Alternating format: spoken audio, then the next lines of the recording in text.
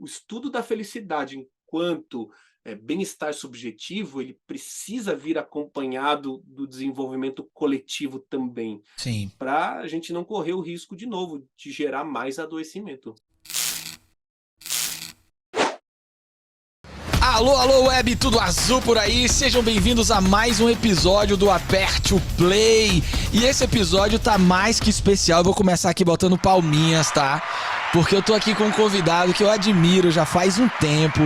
Ele tem um trabalho incrível. Gustavo Arns é idealizador do Congresso Internacional de Felicidade. É um especialista na ciência da felicidade com toda a sua plenitude e complexidade. Gustavo, obrigado por aceitar o convite. Obrigado por estar aqui comigo. É um prazer imenso ter você, viu? Salve, Lucas! Uma alegria, agradeço o convite, uma honra estar aqui para bater esse papo com você aí e toda a turma que acompanha os seus canais.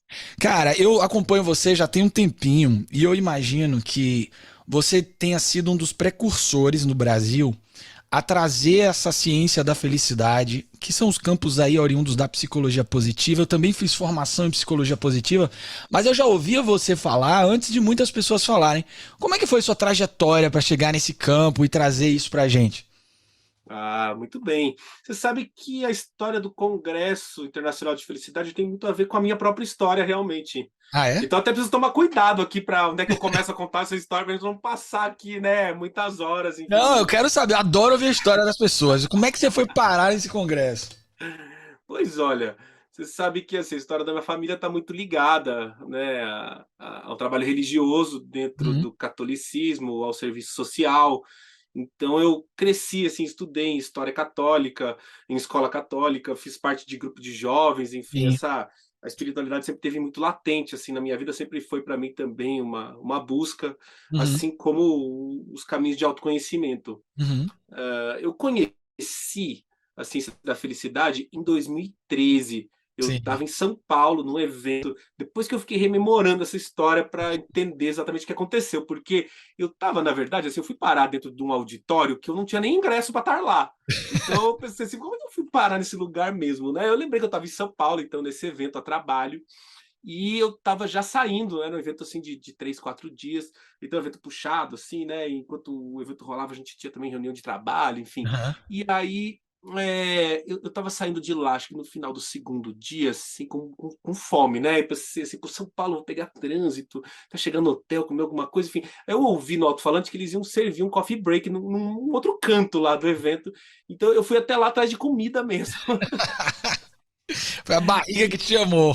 exatamente. E aí estava por ali quando eles abriram as portas lá de um auditório e anunciaram que era a última palestra do dia, eles estavam convidando quem estivesse por lá Uhum, para assistir. E era um auditório, assim, o ingresso era tão caro, né, que eu pensei, nossa, vou lá ver o que, que acontece nesse lugar aí, né, porque deve ser coisa interessante, enfim. E uhum. aí dei de cara lá com o professor Tal Ben-Shahar falando sobre a Uau, ciência da felicidade. que Né, eu demais. nunca tinha ouvido falar Aham, nesse estudo, nem no professor Tal Ben-Shahar, aham. ficou famoso, né, professor da aula mais concorrida de Harvard, É. teve conosco no congresso aqui em 2018, então foi assim que eu conheci a ciência da felicidade. E você trabalhava E com o que antes? Você estava eu trabalhando. trabalhava numa empresa familiar, um curso Uhum. preparatório para concurso público. Uau! E aí Bem foi distante. foi parar conhecendo o professor da aula mais concorrida de Harvard, por acaso. E como é que foi esse estalo, essa aula? Como é que ela te impactou? Você sabe que ele começou perguntando assim: o que é que te motiva? Aham.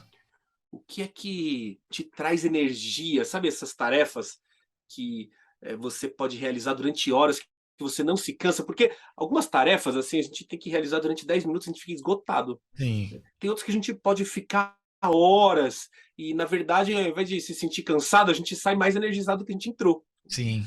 O que é que você gosta de fazer? O que é que você é bom em?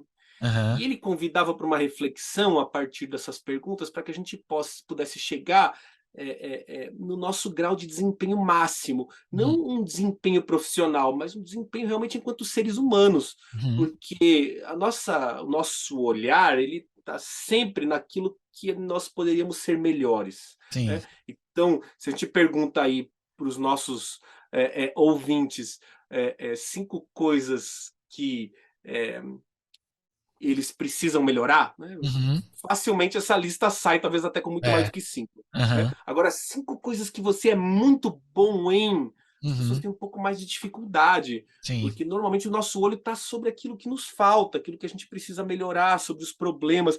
E essa ciência não está varrendo os problemas para debaixo do tapete, Uhum. mas está olhando também para aquilo que já dá certo, para as nossas Perfeito. potências internas, as nossas fortalezas, os nossos talentos, como é que eles podem ser colocados em prática, aquilo que nós já temos de satisfação nas nossas vidas para uma construção realmente mais equilibrada, de olhar mesmo para a realidade. Uhum. Que maravilha. Se eu não me engano, o Carl Rogers e o próprio Maslow, que são dois expoentes da psicologia, quando eles tratavam do assunto da autorrealização, eles já traziam essa ideia da autorrealização como uma tendência inerente do ser humano de atingir seu máximo potencial. Mas como isso é esquecido ao longo da vida, né? Como a gente vai deixando isso de escanteio para modelos muitas vezes educacionais, modelos de trabalho que dão esse horizonte para a lacuna, para o gap, para o que falta e esquecem daquilo que a gente tem de elevação, né? Isso te marcou? Foi isso Exatamente. te fisgou? Foi?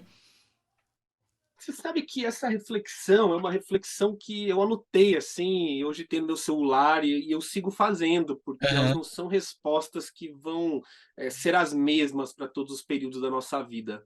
Então Sim. são reflexões que eu mantenho em mente que me tocaram muito, porque possibilitam a gente olhar para a felicidade como um caminho de autoconhecimento, que possibilitam a construção de um conhecimento que vai nos permitir pavimentar um caminho real de construção de bem-estar bastante concreto. Né? Uhum. Você citou o Maslow, é interessante, porque que se tem a notícia, o Maslow foi um dos primeiros a trazer essa necessidade de uma psicologia mais positiva, foi isso Exato. que ele utilizou, Aham. né? E que deu, de alguma forma, assim, toda essa psicologia humanista, né? Rogers, Moreno, Toro, etc., possibilitaram realmente a pavimentação, a psicologia humanista ela foi muito refutada enquanto ciência, até porque não existia desenvolvimento tecnológico para Sim. o que a gente pode fazer hoje. Sim. Mas realmente eu saí dessa palestra, eu comprei um livro do Tal Ben-Shahar, eu fui pro hotel, passei uma parte da madrugada lendo, cheguei no café da manhã, assim, com o pessoal da empresa falando ciência da felicidade, satisfação, as pessoas, meu Deus, Gustavo, onde é que você estava? Né, acho que eu estava até meio eufórico mesmo, né, Aham. É uma com tudo epifania, isso que né? Viveu uma aconteceu. É uma epifania, né? epifania, Uhum. exatamente. É isso mesmo. Para mim, foi como se várias peças de um quebra-cabeça assim se encaixassem, sabe, dentro Demais. das minhas buscas pessoais, assim, porque essa ciência da felicidade ela leva em consideração o desenvolvimento espiritual, ela busca a filosofia, ela integra muitos dos conhecimentos dos povos originários, da filosofia oriental, enfim, Uhum. é realmente o que a gente tem hoje é uma convergência de saberes Que que vão demais. nos possibilitando outros olhares Uhum. realmente para o que é a felicidade e para como podemos ser mais felizes. E daí pra ação, como é que foi? Aí você ficou movido por isso e foi se debruçar pra estudar? Pois é, na época, realmente, como você falou, não tinha muita coisa, nem É. sobre ciência da felicidade, nem sobre a psicologia positiva aqui no Brasil. Aham. Então, assim, eu encontrei alguns livros, eu encontrei algumas aulas no YouTube e eu fui como eu podia me aprofundando nesse conhecimento e, na medida do possível, também aplicando na prática. Legal. E isso realmente trouxe transformações na minha vida pessoal, nos meus Uhum. relacionamentos, porque, no fundo, quando a gente adquire um conhecimento, essa movimentação interna acaba gerando um novo olhar, e Sim. esse novo olhar por si ele já é transformador. O que eu Uhum. percebo muitas vezes até do feedback das pessoas no congresso é que é interessante perceber, porque a pessoa nota que ela não fez nenhuma transformação grande na sua vida, ela não mudou de trabalho, ela não mudou de cidade, ela não mudou de relacionamento, mas ao mesmo tempo está tudo diferente, porque a Sim. nossa percepção é outra a partir de um momento realmente de Aham. transformação, a partir de conhecimento aplicado na prática. E isso aconteceu na minha vida ao mesmo tempo que eu continuava vendo as pessoas adoecendo, ansiedade, depressão, falta de sentido, Uhum. desconexão com o significado. E eu comecei a pensar, puxa, como é que esse conhecimento que é tão interessante, né, pode Uhum. chegar a mais pessoas? Aí surgiu a ideia de Demais. fazer um evento, e esse foi realmente o embrião do Congresso Internacional de Felicidade, do qual um grupo se juntou com interesse na realização, e a gente, em 2016, realizou a primeira edição. A primeira edição foi em 2016, então, né? Exatamente. A gente chegou em 2019 com a quarta, Uhum. teve essa paralisação durante a pandemia e retorna agora em 2022 com a quinta edição. Que demais. E me fala uma coisa, nessa jornada sua, eu imagino que quando você trouxe e a época que você começou esses estudos, a gente ainda estava vivendo culturalmente uma remanescência daquela ideia dos grandes empreendedores, né? Aqueles que eram as grandes figuras como exemplos a serem seguidos. Eu acho que isso também é um elemento cultural que meio que pavimentava a época dos jovens, né? Ó, tem aquelas figuras, eu vou seguir esses grandes personagens e tal. Isso tudo foi o caldeirão também, um pouco dos temperos desse caldeirão que nos adoeceu. Umas buscas que não eram muito profundas, né? Ou que eram uma direção mais material, sei lá. Você lembra Eu disso? acho que ainda estão muito presentes, Ah, sabe? Mas frases como aquela: trabalhe enquanto eles dormem e é, isso realize aí. sonhos enquanto, sabe? Aham, Realmente, né? Modelos mentais como esse que realmente nos adoeceram. Eu, sim. particularmente, eu vejo muito essa necessidade. A gente precisa seguir desmistificando o que é a felicidade, bem como adquirindo conhecimento sobre a gestão das nossas emoções, que também é um conhecimento bastante Sim. recente, mas Aham. a gente fatalmente precisa também ressignificar a palavra sucesso, Legal. porque está muito atrelado à construção de um estilo de vida que, quando olha pura e unicamente para a construção de bens materiais, nos leva aonde nós estamos hoje, Sim. realmente adoecidos enquanto sociedade. Uhum. E o que que você. Aqui é uma pergunta mais de uma visão até do que veio acontecendo também. Você é um dos precursores de que ajuda a gente a desmistificar essa ideia de felicidade. Como é que você viu também, por outro lado, uma aceleração de uma mercantilização dessa ideia? Porque muita gente também pegou a onda e começou a construir soluções de prateleira e usando isso como um mecanismo, até desvirtuando muitas das pesquisas que a gente vê acerca da psicologia positiva, que é a ideia da panaceia, né? Aquela cura para todas as. E eu sei que o seu trabalho é muito profundo, então a gente às vezes vê isso, né? A mercantilização dessa ideia e vê muitas pessoas usando de uma maneira que é ruim até, né? Fatalmente, quando o tema se torna popular, e Sim. por um lado isso é importante, as pessoas estão debatendo a felicidade e tendo reflexões sobre o tema, isso vai levar também a refutar algumas coisas, Aham.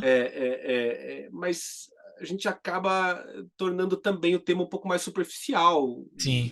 E quando se trata do tema da felicidade, é um risco muito sério, É. porque a busca desenfreada por felicidade pode nos tornar ainda mais ansiosos e Perfeito. levar a casos de adoecimento ainda maiores. Aham. Realmente é um cuidado que precisa ser tomado quando se fala sobre o tema, e é por isso que, por um lado, né, as pós-graduações, os cursos que vêm surgindo, que tratam desse tema enquanto ciência com um aprofundamento importante, são tão necessários para que a gente siga desmistificando o tema e não criando ainda mais mitos, né? Perfeito. Eu acho que eu vi você falando isso num vídeo seu, que você fala sobre isso. E eu me lembrei de um trecho que eu acho que é o Viktor Frankl, que fala que muitas vezes a autorrealização ela ocorre por efeito, jamais por intenção. Ou seja, ela é jornada, né? Ela não é muitas vezes essa busca ensandecida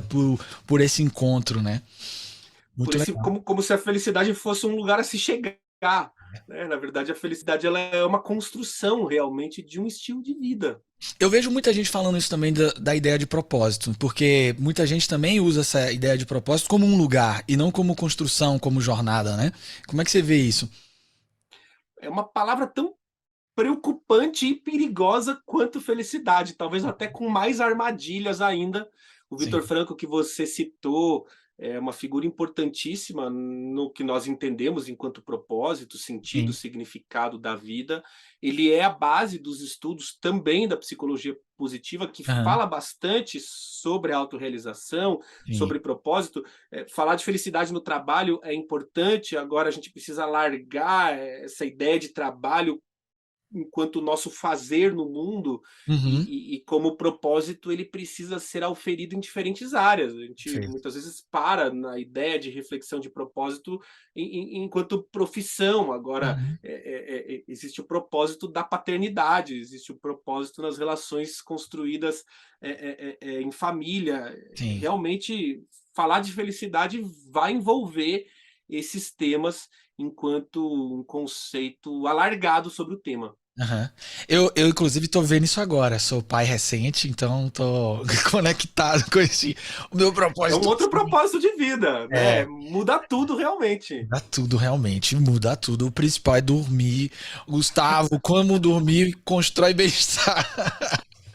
Faz parte da nossa construção de bem-estar, né? Bom, cara, é bom demais conversar com alguém tão especial.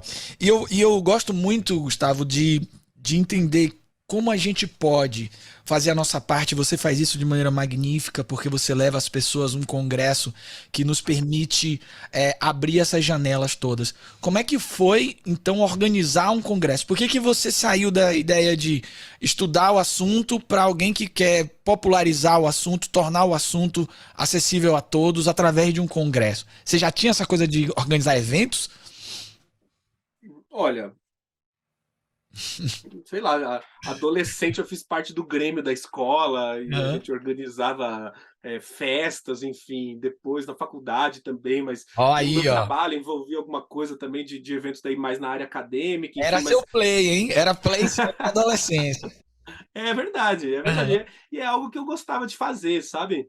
Sim. Mas nunca imaginei, mesmo na realização do primeiro, que minha vida fosse se encaminhar para esse lado, porque o primeiro evento ele foi um evento beneficente, Uhum. voluntário. As pessoas que participaram da organização eram todas voluntárias, né? Claro que tinha uma produtora profissional envolvida, serviços contratados, os palestrantes, etc. Mas todo o lucro do evento foi doado, inclusive, porque eu tinha meu trabalho, né? Eu Aham. não imaginava que minha vida ia virar para esse lado. As Sim. outras pessoas que se envolveram também, então a gente acabou doando para algumas ONGs que trabalham com uma ideia de educação, uma visão Sim. mais integral sobre o tema também, não apenas formal, técnica, enfim, a gente imaginou que fosse o lugar onde a gente poderia ter o maior potencial de transformação para esse Uhum. recurso. Realmente, a ideia era tornar esse tema mais popular Uhum. aqui no Brasil, Sim. para trazer um pouco desse conhecimento à tona. Sim. Esse foi o grande motivador daquele primeiro ano. Segue sendo realmente, Aham. porque depois do primeiro ano, de todo o trabalho que aquele evento deu, né? Porque de novo, né? Eu tinha minha ocupação profissional, basicamente trabalhei em noites, trabalhei finais de semana, e, e, e foi isso, sabe? Depois do primeiro ano a gente falou, cara, foi um grande evento, bacana, fim, né? Mas realmente as pessoas presentes se sentiram muito impactadas, né? Naquele ano acho que foram 1.200 pessoas, se não me engano, e, e a gente começou a receber feedbacks incríveis do que estava acontecendo, do que essas pessoas, enfim, conseguiram colocar em prática nas suas vidas. Depois a gente começou a receber um feedback de pessoas que conheciam alguém que estava no evento Uhum. e começaram a perguntar quando é que seria o próximo, né? Porque tinham, né, conversado com alguém e viram que o evento foi maravilhoso, etc. Até que, né, e eu dizendo assim, não, é isso, gente, eu tenho Aham. meu trabalho, não vou fazer outro, acabou, enfim. Teve um dia que lá no meu trabalho chegou um senhor, né, queria falar comigo, o pessoal da secretaria me avisou, e me avisei que imaginei que fosse um aluno ou algo do Aham. gênero, né? Ele chegou lá e falou: "Você que organizou aquele congresso de felicidade?" Fui eu mesmo, né, não sei como é que ele me achou lá no meu trabalho, enfim. Ele falou assim: "Quando é que vai ser o próximo?" eu falei: "Olha, não vai ter próximo". E ele ficou assim indignado, ele falou: "Não, porque minha esposa foi no evento e ela, olha, transformou, nossa relação é outra, minha família tá de outro jeito, eu não Demais. quero, eu vou levar minha família inteira, eu preciso ir nesse evento, você Aham. precisa, porque esse evento é muito maravilhoso, precisam ir, tem um monte de gente para levar". E eu falei: "Não, não vai ter outro, não vai ter outro", enfim, o cara saiu de lá indignado e eu fui para casa aquele dia pensando: "Esse negócio vai me dar um câncer", né, porque tem toda uma energia aqui, assim, para Apontada acontecer que pra você. eu tô barrando esse negócio aí, vai me fazer mal, né. Aham. Então, foi isso, né, a gente então começou a organização do segundo ano, e já imaginando também que provavelmente teria um terceiro, enfim. Sim. E aí realmente as coisas foram se abrindo, assim, e acontecendo realmente.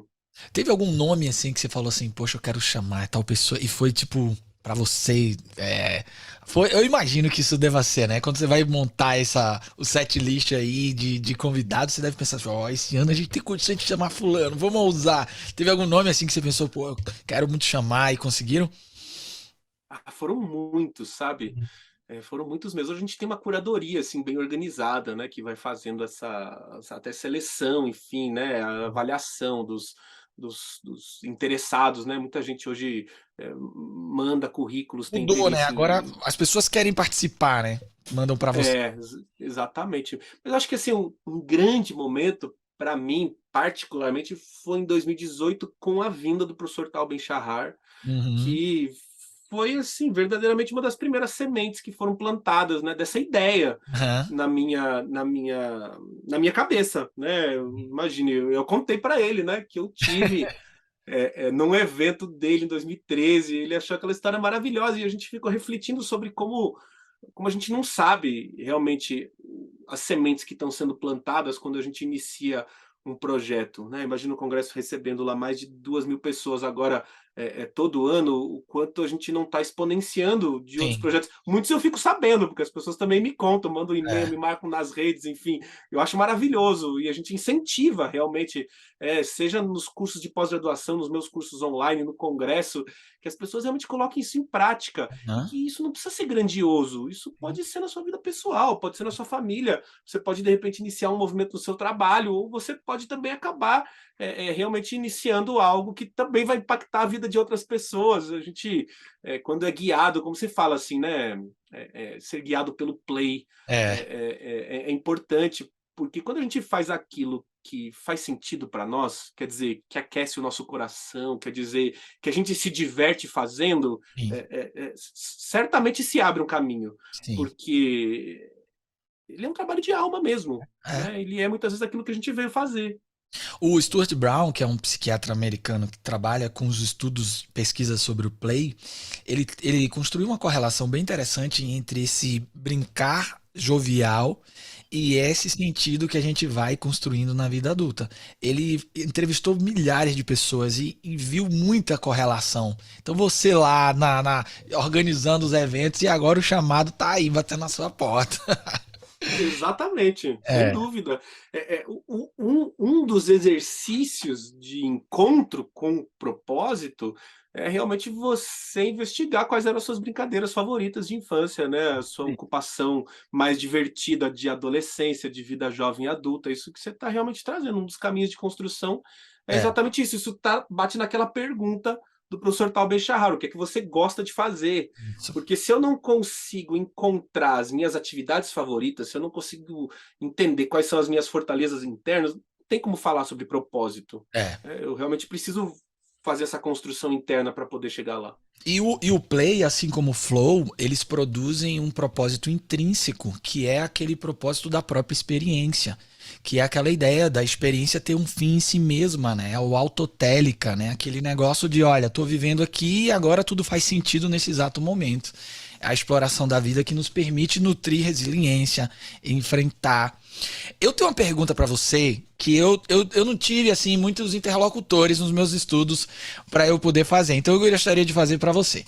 O Martin Seligman, ele adotou uma estratégia que é uma estratégia ao mesmo tempo genial, ao mesmo tempo complexa, que é popularizar a psicologia positiva, acelerando a ponte entre ciência e senso comum, E ele fez muito bem isso, escrevendo muito, com uma linguagem muito aberta e acessível. A gente, na história da psicologia, teve várias pessoas que fizeram isso.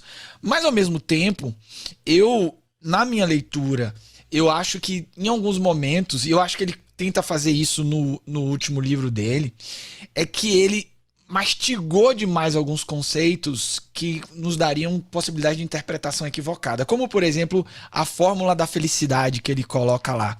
Você olha por esse prisma também? Como é que você vê um pouco esse atropelo da gente tirar, por exemplo, alguns conceitos da ciência e amplificar para o senso comum num estalar de dedos?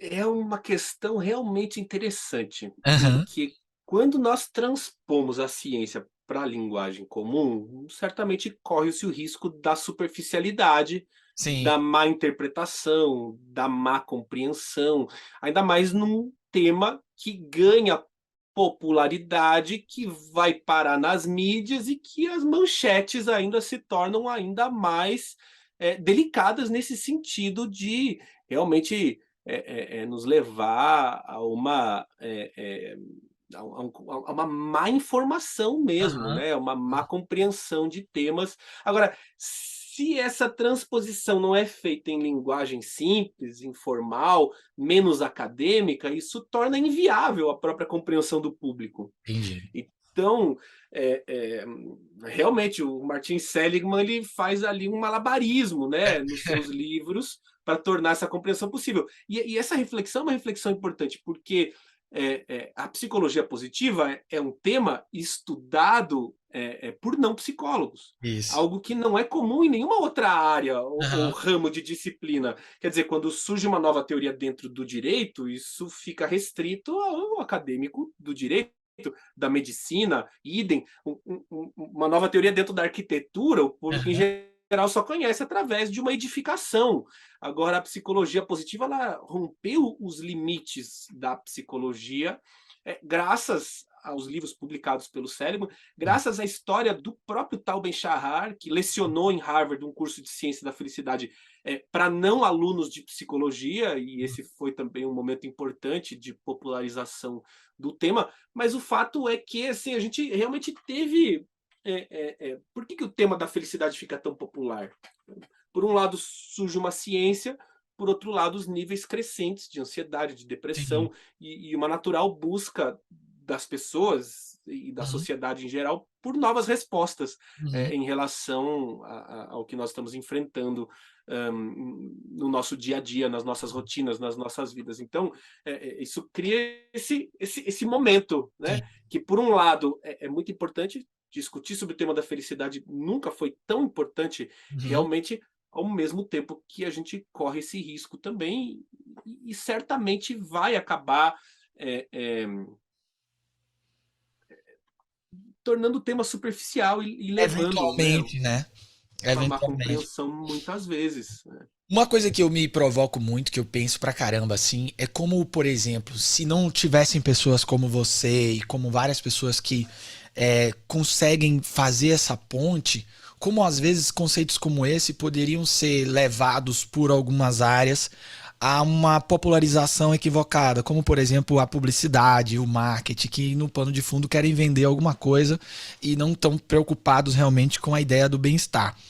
E isso me leva muito ao momento que nós estamos vivendo da ruptura, e talvez eu até queria ouvir o seu olhar, da ruptura de modelos gerenciais dentro das corporações que usavam a coerção, usavam o medo como instrumentos de regulação de comportamento, para agora, um momento muito importante que a gente está vivendo, de realmente uma abertura para bem-estar. E poder falar francamente que o trabalho, eventualmente, causa sofrimento, principalmente pelos modelos que eles se estabeleceram. E aí, algumas organizações estão mais abertas, outras estão falando que estão abertas, mas não estão abertas, outras estão dizendo para o público externo que estão abertas, mas na verdade estão mantendo velhas práticas, outras vestiram uma roupa mais jovial, mas no fundo. Então, assim, é um caldeirão realmente. Mas o que eu percebo, e eu queria te ouvir nisso, é que as pessoas, a sociedade está cobrando. E isso acelerou todo esse processo. Você vê assim também?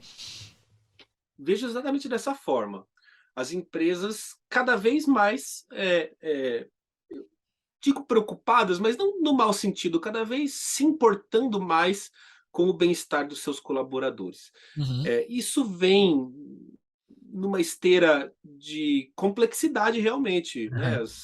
As conversas sobre a necessidade do ESG, o fato de que grandes fundos de investimento começam a olhar para essa questão da regulação Sim. realmente do trabalho e das relações humanas lá dentro, mas é um transatlântico fazendo uma curva. Nós temos hoje gestores que vêm de Aham. um modelo do qual eu, enquanto jovem, me lembro bem, de palestras dizendo: olha, problemas de casa você precisa deixar em casa, porque se É. você levar para o trabalho, você então tem dois problemas.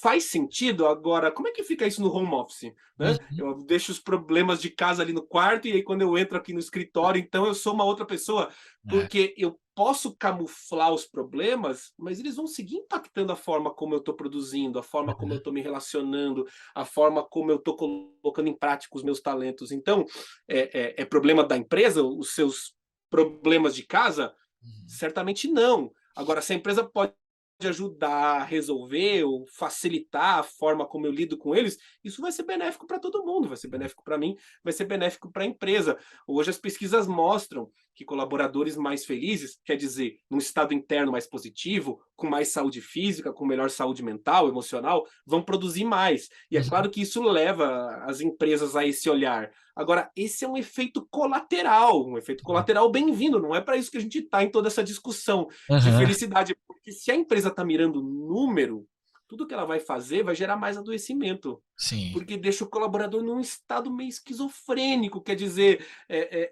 o modelo de gestão continua sendo autocrático, a liderança continua produzindo insatisfação em relação a relacionamento, a emoções mais difíceis de se lidar Uhum. num modelo arcaico, enquanto estão colocando um benefício lá de yoga, por exemplo, É. né, de respiração Mindfulness. focada, de meditação, etc. Os benefícios são ótimos, mas não vão resolver o problema. A É. raiz do problema está na gestão da cultura da empresa e no modelo de liderança, que precisa ser transformado, isso que as pesquisas mostram realmente. Ou até fazer coisas que seriam até mais perversas, tipo fazer os exercícios da gratidão em ambientes tóxicos, né? Porque aí você coloca a pessoa numa dualidade muito complexa, que é você exercitar, agradecer estando num ambiente de abuso. E o que a gente sabe é que isso é perigosíssimo, né? Num cenário, como você disse, extremamente perigoso, porque acaba tornando a responsabilidade que é coletiva do indivíduo. É. Ou seja, você está doente porque você não está respirando direito. É. Mas, na verdade, é uma total precarização das condições de trabalho. É para isso que a gente precisa olhar. Porque Aham. é importante o que a psicologia positiva trouxe enquanto autorresponsabilidade numa parte da nossa felicidade. É importante que se diga numa parte realmente, Sim. mas essa autorresponsabilidade ela está dentro de um enquadramento social. Algumas Uhum. pessoas têm mais liberdade do que outras, Isso. outras têm pouquíssima liberdade. Se a gente vai falar do bem-estar físico como um construto importante para a felicidade, estamos falando de alimentação. Aham. Agora, qual é a porcentagem da população que tem escolhas alimentares Sim. reais para Sim. fazer, que tem conhecimento do que é um prato saudável realmente e pode fazer essa escolha? Então, realmente, o estudo da felicidade enquanto bem-estar subjetivo, ele precisa vir acompanhado do desenvolvimento coletivo também, Sim. para a gente não correr o risco de novo de gerar mais adoecimento. Eu acho que o próprio Maslow, se eu não me engano, eu gosto muito de ler os trabalhos antigos dele, tem uma citação que ele fala: uma vez que a nossa sociedade tem pessoas, ainda não tem pessoas basicamente satisfeitas, ou que elas são exceção, a gente não tem como saber muito sobre a autorrealização, porque isso já torna esse processo impeditivo. Então isso não é também novo, né? A gente vive esse abismo social em que a gente precisa olhar. E você acredita que então líderes na organização precisam desenvolver essa consciência, desenvolver esse olhar contextual, né, nas suas práticas? Certamente, precisamos Uhum. de líderes mais humanos. precisamos de líderes com melhores ferramentas de autogestão emocional para que possam auxiliar suas equipes a fazer o mesmo. Sim. E hoje são inúmeras as possibilidades para isso. Então, é conhecimento mesmo, e é um novo conhecimento que nós temos à nossa disposição, que vão gerar um impacto humano positivo, que Sim. é também um investimento financeiro. A OMS mostra que cada dólar investido na saúde mental dos colaboradores vai se reverter positivamente em outros $4. Então, né, não é pouca coisa, Uhum. realmente, o que nós estamos vivendo. As empresas que já nascem num novo paradigma de trabalho ou que estão migrando para ele, vêm andando muito bem, mesmo durante a pandemia que nós estamos enfrentando, porque Sim. as pessoas, em especial a geração mais jovem, têm procurado um lugar não apenas de crescimento material, Uhum. mas de impacto positivo no mundo, realmente. Eu tenho para mim, eu gosto de estudar muito história do trabalho, que existe uma construção histórico cultural de associação entre trabalho e sofrimento para além do esforço. Não só o sofrimento era do tipo, se você tá trabalhando e esse trabalho produz leveza, tá errado. Tem alguma coisa. Isso foi sendo transmitido de maneira geracional, que as pessoas que tinham leveza no trabalho, elas eram convidadas ao baixo astral, né? É um convite a você sofrer. Então venha pra cá pra sofrer comigo. Se você tá se divertindo e tá leve, é porque suas metas estão frouxas. Já ouvi tanto isso. Suas metas estão Está se, frouxas. tá se divertindo, não está trabalhando, né? É. Olha lá, estão rindo demais, não estão trabalhando. Uma vez, Gustavo, eu tava assistindo TV, aí tava um repórter na praia. E o âncora no estúdio, né? E aí o repórter terminando a matéria falou assim: Ó, estou terminando a matéria aqui nessa praia linda, eu vou dar um mergulho. Aí o âncora, que devia ser hierarquicamente superior ao repórter, falou assim: opa, opa, opa, opa, você tá aí pra trabalhar. Foi ao vivo, cara. Ele nem pestanejou, ele nem saiu rápido assim. Você tá aí pra trabalhar. Esse mergulho aí já não faz parte do. É um É, modelo mental incutido mesmo, é. né? Por quê? Porque é geracional, é isso que nós aprendemos realmente, é isso que nós, na verdade, a gente for buscar a origem da palavra trabalho, né? Vem de tripalho, um instrumento de Trabalho. tortura. Agora, é um modelo que nos é colocado já desde a educação, Sim. né? A educação também é um lugar de pouco play, né? É um lugar onde Isso aí. existe pouca diversão para as Aham. crianças, e isso atrapalha o próprio processo realmente de assimilação de conteúdo. Hoje a gente tem os trabalhos de educação positiva sendo realizados em várias partes do mundo. Aqui no Brasil a gente fala do desenvolvimento das habilidades socioemocionais, mas Uhum. ainda é muito pouco, né? Sim. E ainda é um trabalho ainda muito pequeno frente a tudo aquilo que a gente precisa transformar, mas certamente é um bom passo, né? Certamente é um novo caminho. O Stuart Brown falava que o contrário de brincar não é trabalhar, o contrário de brincar é deprimir. Então a gente ter play no trabalho é condição essencial. Que possamos causar essa revolução graças a pessoas como você.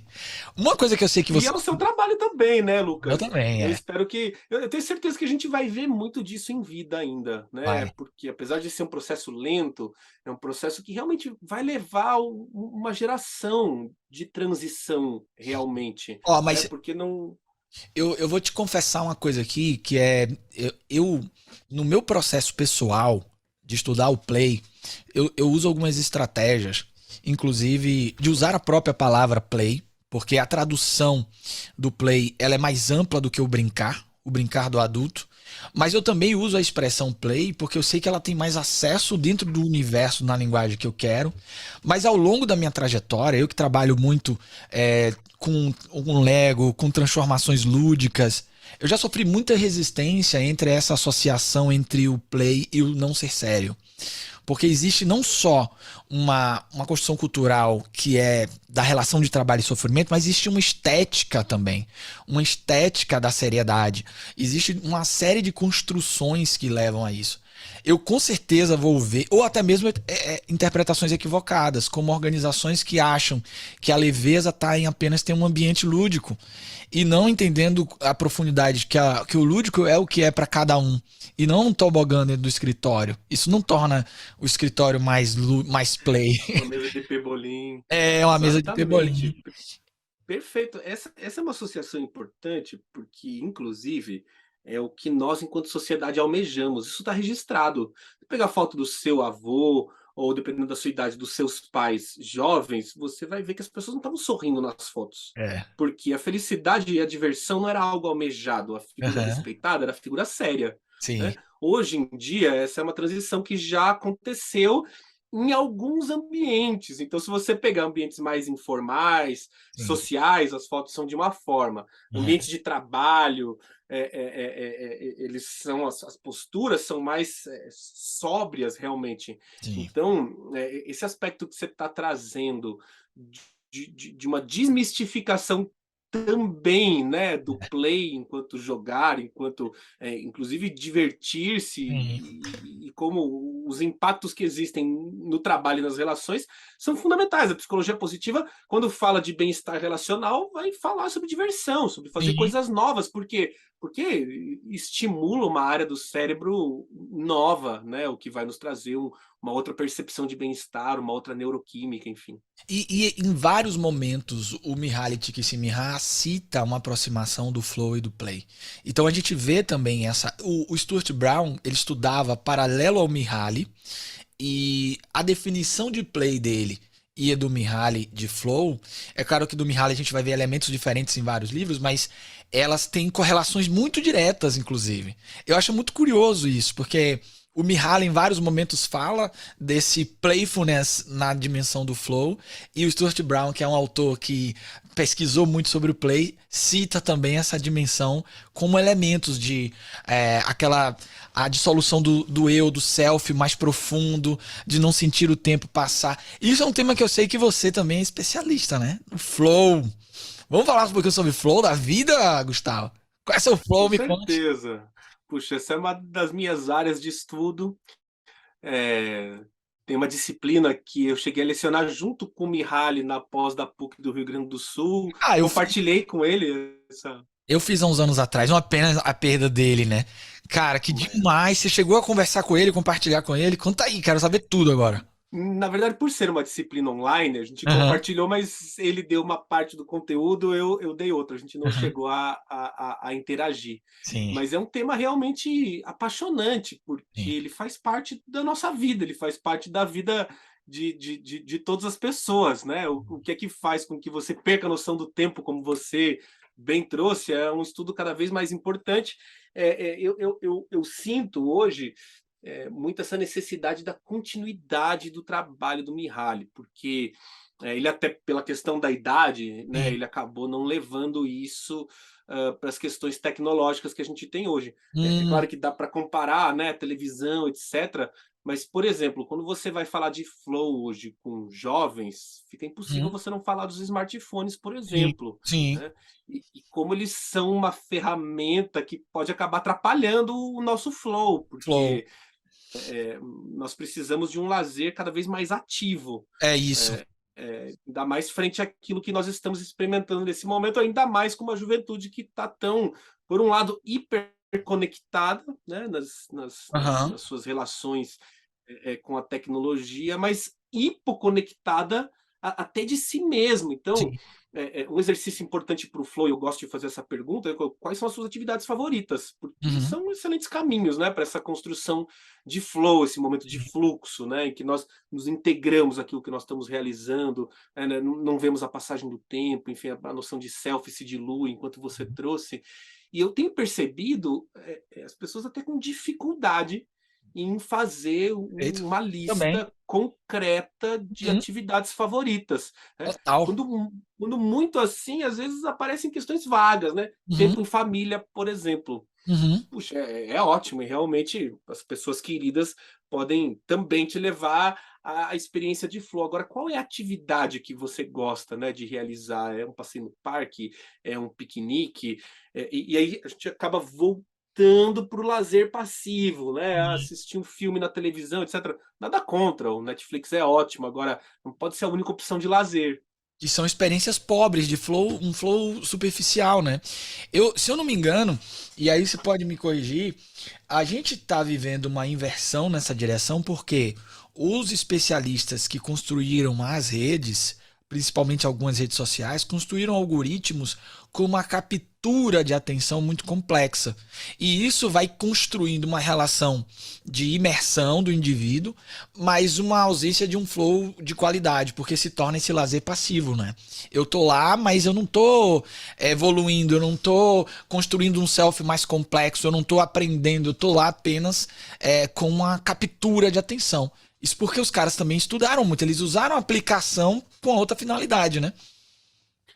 A verdade é que os aplicativos, as redes sociais, eles neuroquimicamente são desenvolvidos para nos viciar mesmo. É. Né? O estímulo neural que nós temos com redes sociais e com aplicativos de jogos, ele é altamente viciante. Uhum. E isso em idades mais jovens é preocupante porque nós não sabemos o que é que vai acontecer com esses cérebros realmente no seu, nesse estágio de desenvolvimento Sim, com excesso de telas. sim. Então, é um cuidado realmente É. importante a se tomar, regular o uso de tempo de tela. Eu percebo as pessoas com cada vez mais dificuldade de foco, seja para fazer uma leitura, seja até muitas vezes para assistir a televisão, porque o estímulo não é o mesmo Sim. que traz o celular. Então a pessoa está assistindo um esporte com o celular na mão, porque ela já não É, consegue nem focar mais a sua atenção na televisão. O perfeito. caso é grave, É realmente. gravíssimo.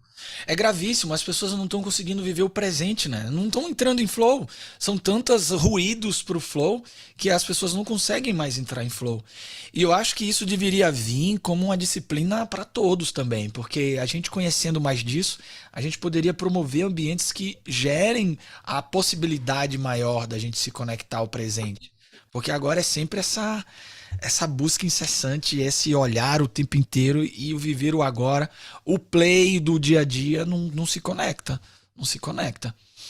Sem dúvida. E uma necessidade permanente de Uhum. autoconhecimento.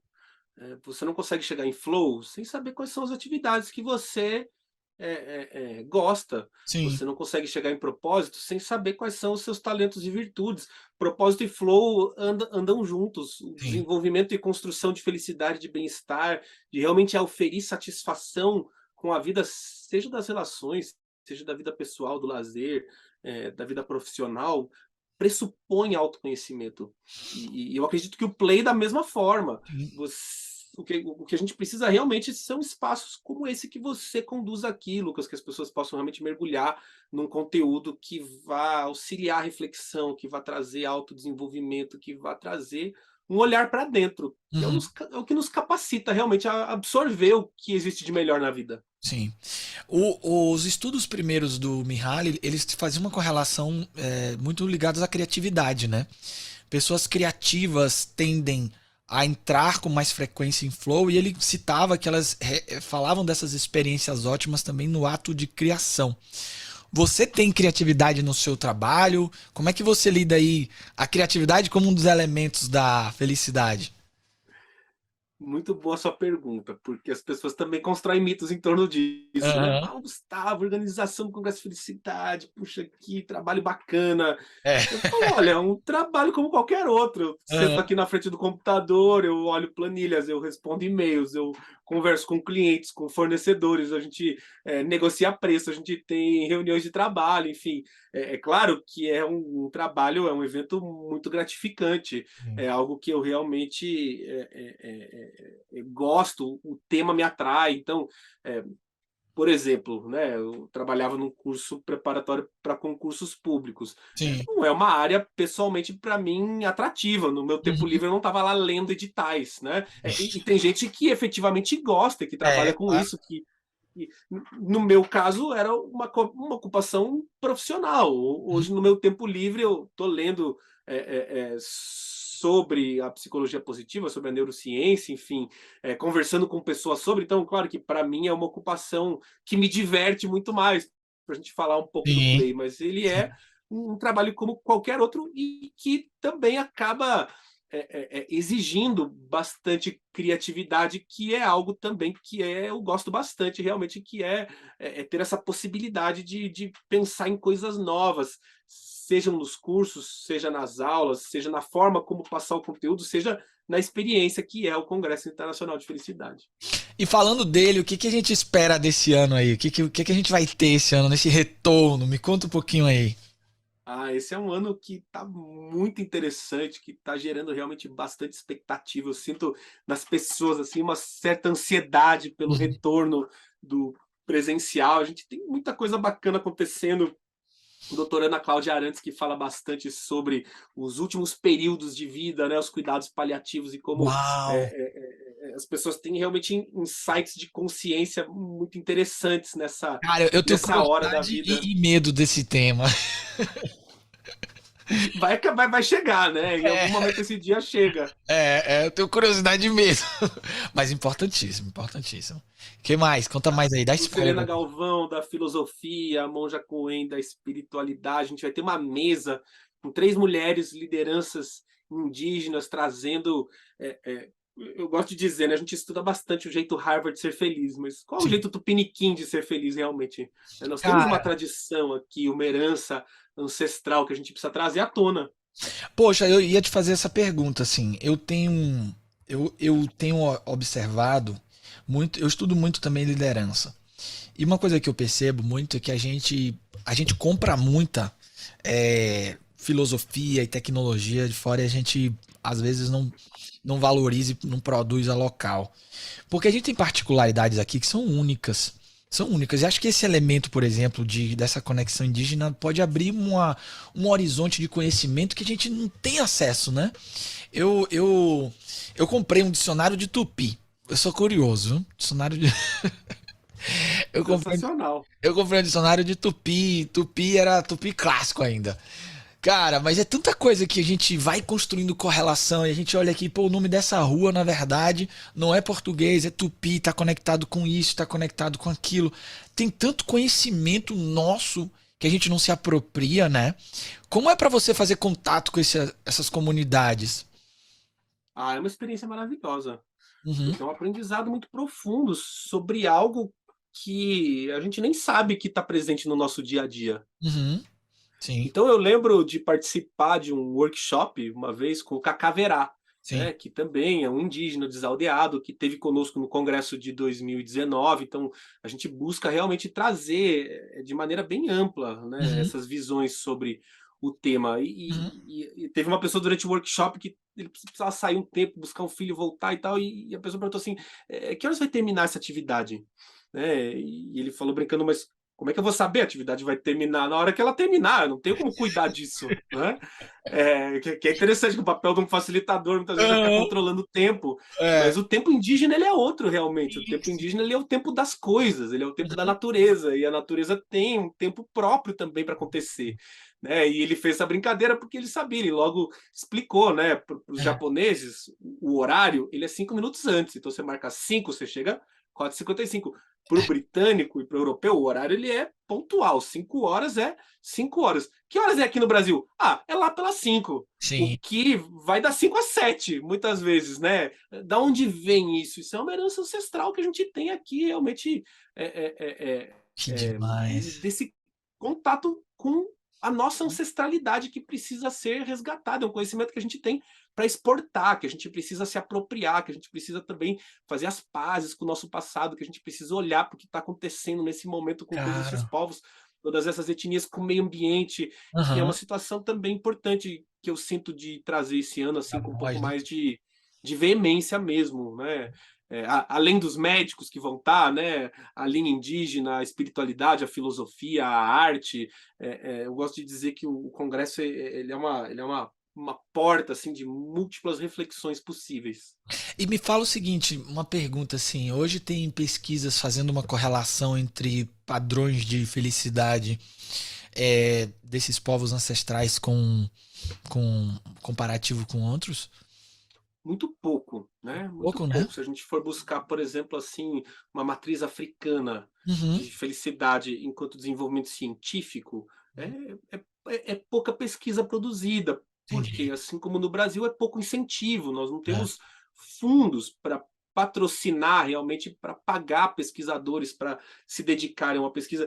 e isso acaba gerando algumas dificuldades. Então, quando a gente vai importar pesquisa sobre felicidade no trabalho, Uhum. elas não têm uma aplicabilidade direta, porque nós temos um outro ambiente cultural. Sim. Realmente, se a gente buscar, né, norte, nordeste, sul, o Brasil já tem proporções continentais. É. Certamente aquilo que se aplica no norte e no nordeste vai ser diferente do que precisa ser aplicado no sul, e assim Uhum.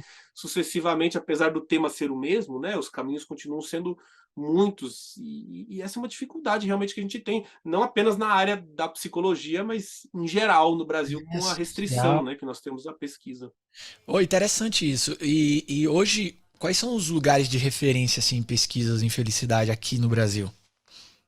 Olha, a PUC do Rio Grande do Sul tem o primeiro curso de pós-graduação, tem vários mestres e doutores na área da psicologia que encaminharam os seus estudos para essa área, lecionando, produz-se muito conteúdo por lá. A PUC Paraná também, hoje, com o tema, e de forma online, isso vai realmente proliferando. Sim, Eu hoje encontro muitos dos trabalhos que eu faço dentro das empresas é porque algum ex-aluno. aluno meu fez a pós-graduação e está movimentando o tema lá dentro. Então, Aham. realmente, assim, esse é um processo que está exponenciando, para a gente usar também um termo aí Legal. da moda aqui no Brasil. Que legal. E hoje vocês conseguem captar investimento para o Congresso? Muito pouco e muito tímido. É. Digo que a área de patrocínio realmente assim não é exatamente nosso forte, né? Nós temos bastante patrocínio para o Festival de Felicidade, que é um evento que acontece paralelamente ao Congresso. Uhum. Ele é mais na área artística e cultural, ele acontece gratuitamente, ele é aberto ao público, ele é uma contrapartida também do próprio Congresso para a cidade, onde a gente acaba recebendo um apoio também da Lei Rouanet, né? Então algumas Uhum. empresas acabam entrando pela Lei de Incentivo à Cultura, que infelizmente também está aí sendo bastante atacado atualmente nas suas diretrizes centrais. Eu imagino. Quais são as datas? E quem quiser se inscrever, como é que faz, Gustavo? Maravilha! Então, esse ano, dia 5 e 6 de novembro, sábado e domingo, aqui em Curitiba, são mais de 25 palestrantes que nós vamos ter aqui na nossa grade. Estamos com um cupom de desconto super especial, né? O Play Tá On, 10% Play de tá on. desconto. 10% de desconto quem entrar lá e colocar o Play tá on. A gente vai fazer um corte disso, vai ter um corte disso. 10% de desconto com o Play tá on. Acessa lá, né, www.congressodefelicidade.com.br, digita esse código lá no campo de cupom de desconto, você vai estar com 10% fazer a sua inscrição aí, parcela em 12 vezes sem juros. Realmente te garanto que esse vai ser um grande ano, um momento muito transformador. A gente tá precisando tanto disso, né? A gente tá precisando tanto olhar de frente para essas questões e você faz um trabalho incrível. Como você acha, assim, sua perspectiva de futuro desse tema no nosso país, assim? O que é que você acha? Você acha que pessoas como você vão surgir em outras regiões? A gente vai também espalhar o play por esse país junto dos temas de felicidade? Como é que você tá vendo isso? Lucas, eu certamente espero que sim. E o tema tem ganho popularidade ao longo do Uhum, tempo, não apenas no Brasil, como no mundo. uhum, As pesquisas têm se proliferado, as aplicações práticas têm crescido, os governos hoje levando, enquanto políticas públicas sim, realmente, nós temos o campo da educação positiva, da economia do bem-estar, nós temos no Reino Unido um Ministério da Solidão combatendo o problema de depressão e suicídio na terceira idade, copiado pelo Japão em 2020, o uhum, Ministério da Felicidade em Dubai, enfim, tem muita coisa realmente acontecendo. No Brasil tem muita coisa acontecendo, a pós-graduação, o número de alunos formados, o número de pessoas que conhecem o tema, o próprio agravamento da crise sanitária global em torno do tema das saúdes mentais, no torno do tema da saúde mental, uhum. o burnout como uma nova doença surgindo, enfim, faz com que as pessoas voltem a sua atenção sobre o tema, busquem compreender mais. Uma pena que tenha que ser pela via do adoecimento, É, mas a popularidade do tema vem crescendo, o número de empresas colocando em prática planos realmente de cuidado do bem-estar do seu colaborador vem crescendo. Então, eu gosto de ser otimista, mas a gente não pode também tirar o pé da realidade, né? sim. E olhar com o cuidado necessário como a gente explorou bem aqui ao longo desse programa. É você ter. É o otimista analítico, né? A altura daquele Steven Pinker, aquele psicólogo, né? Que é um otimista e é analítico. Traz as Algo do gênero, né? Um otimista realista, enfim. Que maravilha. Gustavo, eu quero agradecer esse bate-papo, cara. Você é incrível. Sou seu admirador. Que espero que esse congresso bombe, seja maravilhoso, que você cada vez mais construa aí uma história, um marco. Você é uma referência na nossa área. A gente tem aí pessoas que tomaram para si essa difusão desse conceito tão importante, que a gente possa fazer isso se espalhar cada vez mais em ações. Parabéns. Se as pessoas quiserem se conectar com você, como é que elas fazem? Como é que elas te acham? Lucas, em primeiro lugar, te agradeço demais pelo carinho, pelo convite de estar aqui, por esse bate-papo realmente incrível. Espero que vocês aí nos acompanhando tenham curtido também. Sou grande fã do seu trabalho. Eu acho que é necessário olhar para esse play na vida.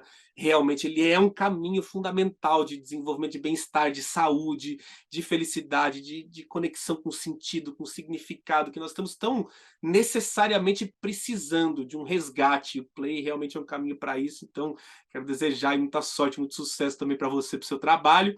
E para aqueles que tiverem interesse em se conectar, acho que pelo Instagram, hoje em dia, a principal rede, @Gustavo_Arnes, ou também buscando pelo Congresso de Felicidade, e a gente segue interagindo. Você acredita que eu te acompanhava pelo LinkedIn, eu não sabia do seu Instagram, agora eu já tô lá com você lá no seu Instagram, vou acompanhar tudo Que de lá. maravilha! Você sabe que o LinkedIn é uma ferramenta assim que realmente eu, por desconhecimento até, acabo usando muito pouco. Eu venho sendo chamado realmente a desenvolver um pouco mais por lá, justamente para alcançar um pouco mais dos RHs, das empresas, enfim, desse mercado de trabalho que está um Sim. pouco mais próximo, acho que do LinkedIn, até para seguir desmistificando o tema da felicidade, né? Não precisa É, ser só no Instagram, a gente pode levar exato. para a vida profissional, Isso deve, aí. inclusive. Deve. Repita de novo o site aí do Congresso pro pessoal anotar. www.congressodefelicidade.com.br. E nós temos o cupom de 10% de desconto. Bota lá o Playta1, 10% imperdível. Obrigado, Gustavo. Atenção, web. Se vocês gostaram desse episódio maravilhoso, compartilhem e mandem para todo mundo que você acredita que vai se sentir impactado e que fará diferença na vida das pessoas. Muito obrigado pela sua parceria e nos vemos no próximo Aperte o Play. Valeu!